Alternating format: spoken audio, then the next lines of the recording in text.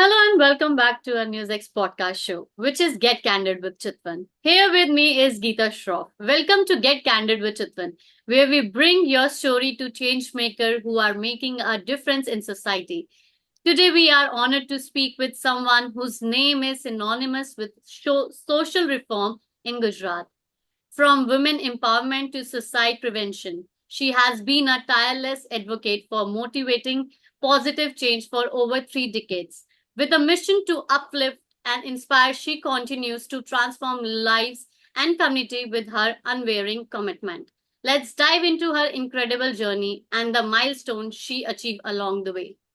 Hi, Geeta ma'am. How are you? I'm good. Thank you. So, my very first question to you, you have been involved in social work for decades. So, what was your turning point that inspired you to take this path? हम्म, मेरा स्त्री होना ही मुझे inspire कर गया। स्त्री होने से बहुत सारी चीजें समझ में आती है। सबसे बड़ा पॉइंट ये है कि स्त्री होने से हम स्त्री को तो समझ सकते हैं, पर पुरुष को भी समझ सकते हैं, क्योंकि हम स्त्री ही पुरुष को जन्म देती है। तो आई थिंक कि मुझे मेरा स्त्री होना ही इंस्पायर कर गया कि बहुत सारी चीजें हैं जो समाज में बदलनी चाहिए। वैसे मैं भी थर्ड गर्ल चाइल्ड थी मेरे परिवार की, तो मुझे वो पता है। वो समय में इतने सालों पहले जो महिलाओं की परिस्थिति थी, खास करके दहेज के कारण घर में मारपीट होना बहुत सहज बात थी कि पति है तो मारता है, उसमें क्या है। तो ये एक्सेप्टेंस था समाज में। महिलाएं ज्यादातर अकेली कहीं जा सकती है ऐसा कोई सोचता नहीं था। उसको कोई लेने और छोड़ने ही जाता था। ये एक माहौल था। एक छोटी ही उम्र से एक लड़की होने के नाते गंदी नजरों का सामना, गंदे स्पर्श का सामना, ये सब करना, ये सब चीजें जब समझ में आई तो आई थिंक मैं इंस्पायर्ड हो गई कि मुझे ही कुछ करना है आगे आगे। Wow. So, you worked extensively in empowering women through various initiatives. Can you share a success story that holds an impact in social place or special place in your heart? वैसे तो मेरी ये 35 साल की जर्नी है, जिसमें बहुत सारी स्टोरीज आई, बहुत सारी शायद पूरी तरह से याद नहीं रहती है, फिर भी मैं ऐसा मानती हूँ सक्सेस स्टोरी मीन्स खाया पिया और मौज किया, Hmm. ऐसा नहीं होता है। Hmm. सक्सेस स्टोरी यानी आपने अपनी लाइफ की समस्याओं को, पड़कारों को अच्छी तरह से समझा और उसको फेस करने के लिए आपने खुद हिम्मत बनाई, चाहे उसमें उसमें कितना भी समय लग जाए, और फिर आप उसमें से बाहर निकले, वो सक्सेस स्टोरी होती है। तो एक 25 साल पहले एक लड़की आई थी मेरे पास। एक्चुअली लड़की के पिता आए थे जो 3 बेटियों के फादर थे। तो वो खुद सहमे सहमे से, जैसे उन्होंने बहुत कुछ गुनाह कर दिया है 3 बेटियों के बाप होने का, तो हमेशा हाथ जोड़ के ही सबसे बात करना, धीरे आवाज में बात करना। रादर वो प्रोफेसर थे, अध्यापक थे, फिर Hmm. भी वो उसकी पर्सनालिटी उन्होंने ऐसी बना दी थी। उनकी बेटी की शादी एक श्रीमंत परिवार में कर दी थी। तो इतने दबे हुए थे कि वहां उसका मार पीट, उनको न बुलाना, बेटी को न भेजना, ये सब चीजें चलती रहती थी। एक दिन बेटी आ गई रोते हुए, तो वो हमारे पास आ गए कि मेरी बेटी आ गई, और हमने उसको समझाया कि बेटी को इतना तकलीफ क्यों सहनी है, हमें ये कर सकते हैं वो कर सकते हैं। पर वो एग्री नहीं हुए। अंत में इतना हुआ कि बेटी को हम सक्षम बनाने के लिए आपके पास थोड़ा थोड़े समय पे बात करवाएंगे।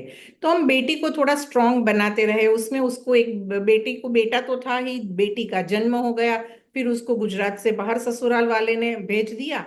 ये मेरी स्टोरी में बात यह है कि 25 साल बाद जब ये बेटी खुद की बेटी 21 साल की हुई, तब उसने अपनी माँ को बोला कि तू हिम्मत करके एक बार मेरे साथ बाहर निकल। और उसने हमारे साथ कंसल्ट किया, बेटी ने वापस, और वो बाहर निकली। उसने खुद की अपनी बेकरी खोली, और बेकरी में उसने इतना नाम माँ बेटी ने कमाया कि आज वो बाप एकदम से समझ गया कि वुमेन एम्पावरमेंट क्या है। तो मैं ये सक्सेस स्टोरी मानती हूँ। Wow, so nice. The work, my next question to you. The work you have done in suicide prevention through ANIS is remarkable. What inspired you to take this course, and what are some of the challenges you have faced?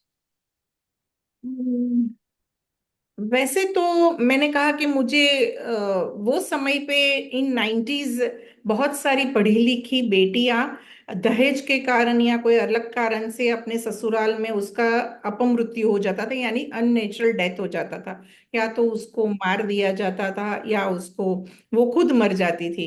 ये सब चिंता का विषय बना जब society में, हमारे सूरत शहर में पर्टिकुलरली, एक साथ दो तीन ऐसी बेटियों ने किया, और उसमें डॉक्टर थी जो टॉपर्स रही थी अपने जीवन में एजुकेशन में।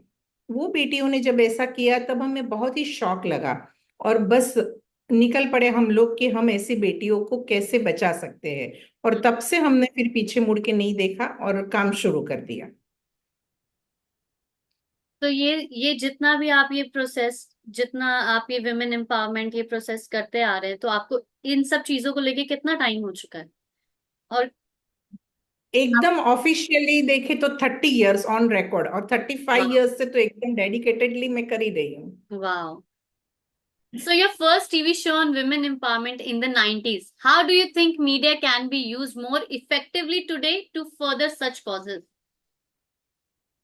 देखो, अब तो टेक्नोलॉजी का जमाना है, बहुत कुछ कर सकते हैं, पूरी दुनिया बदल सकते हैं। तो हम्म। क्या हम महिलाओं के प्रति का अभिगम नहीं बदल सकते? बहुत कुछ कर सकते हैं। वो टाइम पे भी मैंने बहुत कुछ किया था वो टाइम के अनुसार, और मैंने इतनी सारी महिलाओं को आत्महत्या से बचाया था, क्योंकि मैं मेरे हर एक एपिसोड में बहुत ही वैरायटीज उनके इंटरेस्ट की चीजें लाती थी। एक ऐसी सशक्त महिलाओं को मैं सामने रखती थी। इनका इंटरव्यू 5 मिनट के लिए, जैसे अभी आप हम दोनों बात कर रहे हैं, वैसे तो दूसरी महिलाएं इंस्पायर्ड होती थी, मोटिवेटेड भी होती थी। फिर मैं उनको किचन पसंद है तो किचन की अच्छी सी टिप्स, घर की टिप्स, फैमिली रिलेशनशिप की टिप्स, हम्म। और साथ में अगर उनके जीवन में समस्या है तो एक्सपर्ट्स द्वारा उनकी समस्या का समाधान, ये भी एक पार्ट रखा था। और एंड में, आपको अगर कोई समस्या है तो आप गलत रास्ता मत चुनिए, सिर्फ संपर्क कीजिए, ऐसा करके एक कांटेक्ट नंबर दिया जाता था। बस बहुत सारी महिलाएं कर लेती थी और आत्महत्या से बहुत सारी महिलाएं बच गई। तो अब तो बहुत कर सकते हैं आप मीडिया के थ्रू, ऐसे हाँ शो जी। के थ्रू। मेरे ख्याल से महिला बहुत अपना खुद का अभिप्राय भी बदल सकती है। तो जब महिलाएं आपको कॉल करती थी, तो आप पहले कॉल में उनको क्या रिस्पॉन्स देते थे?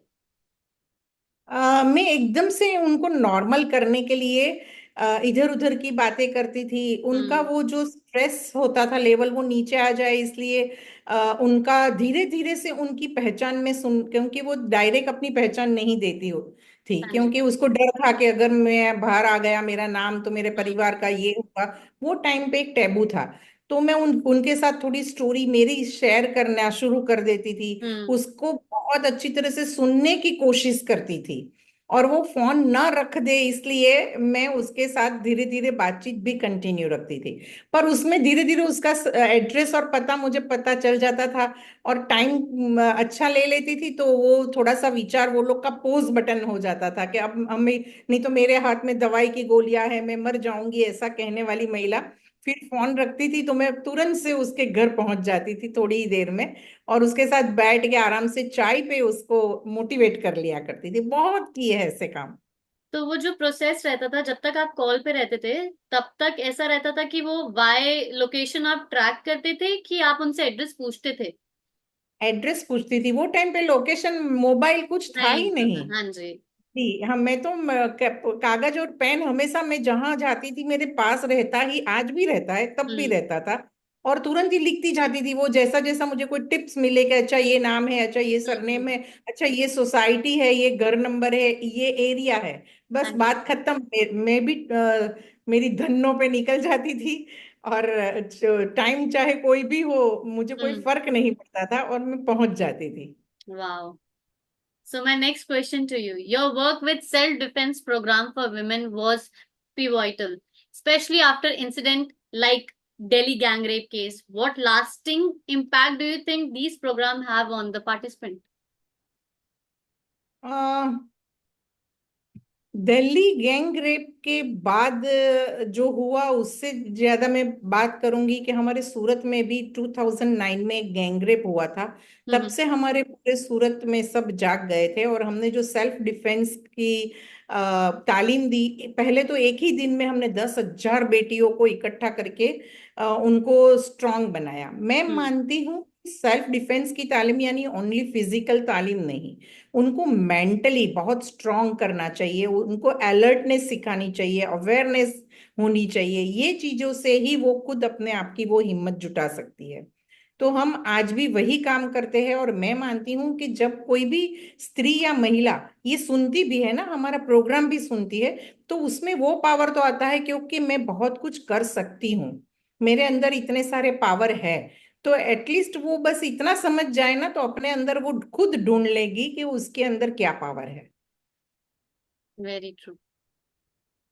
So my next question to you, in your efforts with the traffic education trust, you have raised awareness across multiple cities. What are the some memorable moments from your campaign? Traffic education trust के through मैंने इतना समझा कि जनता में बहुत ताकत होती है। जनता बहुत सारा बदलाव समाज में ला सकती है। वो सूरत के जागृत बिजनेसमैन के द्वारा पुलिस के साथ मिलकर एक बहुत अच्छा इनिशिएटिव था ट्रैफिक एजुकेशन ट्रस्ट, जो हमारे नरेंद्र मोदी जी तब सूरत के चीफ मिनिस्टर थे। और उन्होंने सूरत की मुलाकात के समय रास्ते पे ट्रैफिक ब्रिगेडियर को देखा तो तुरंत ही उन्होंने पूछा कि ये क्या है। और जब उन्होंने समझा कि अरे वाह, सूरत की जनता के पैसे से ये लोग ने ये सहूलियत अपने शहर के लिए खड़ी की है, तो उन्होंने बहुत सारे शहरों में ये शुरू करवाया। और तब हमारी तरफ से हमारा एड्रेस और वो सब सीडी जाती थी, तो हमारा संपर्क करते थे दूसरे शहर वाले। तो मुझे भी बहुत मौका मिला दूसरे शहर में जाकर ये समझाने का, और दूसरे शहर वाले जब यहाँ आए तो हमारी टीम ने भी उनको बहुत अच्छी तरह से समझाया। तो मुझे ये अच्छा ये लगा कि बहुत सारे लोग ये मानते तो थे कि हम कुछ करना चाहिए, पर उनको पता नहीं था कि क्या करना चाहिए। तो हम्म। अगर कोई एक व्यक्ति एक जगह से अगर कोई ऐसी चिंगारी खड़ी होती है, तो हम्म। बहुत सारे ऐसे लोग बैठे होते हैं जो ये इसको आगे ले जाए। आगे मुझे, of course. So my next question to you, you have mentored young women and worker with education institution like Vanita Vishram. What advice would you give to the next generation of women leaders? मैं ये कहना चाहूंगी हमारी next generation के women leaders को कि आ, हम महिलाएं बहुत ही सक्षम हैं। ये पहले हमें खुद को अपना स्वीकार करना चाहिए, हमारे अस्तित्व का स्वीकार करना चाहिए। हमें हमारे जेंडर को खुद रिस्पेक्ट देनी चाहिए। यानी जब हम ये करेंगे तो ही हम समाज को ये समझा सकेंगे कि हमारा खुद का एक अस्तित्व है। तो हाँ। पहले तो खुद का अस्तित्व का स्वीकार करें, और साथ में हमारे संस्कार और हमारी संस्कृति को हमारे आचरण के द्वारा संतुलित करके हम्म। ये लीडरशिप का काम हाथ में लेना चाहिए। नहीं तो ये ना हो जाए कि हम जिस अच्छी चीज के लिए बाहर निकले हैं वो गलत दिशा में जाए। यानी महिलाओं को हम स्वच्छंदी ना बनाना चाहते हैं, हम तो उनको स्वतंत्रता से अपने आत्मनिर्भर बनाना चाहते हैं। तो गलत मैसेज ना जाए और परिवार ना टूटे, इसका ध्यान रखना चाहिए। और जो मैं हमेशा करती हूँ, और युवा, wow the great. So my next question to you, what do you think has been the most rewarding part of your journey in social work?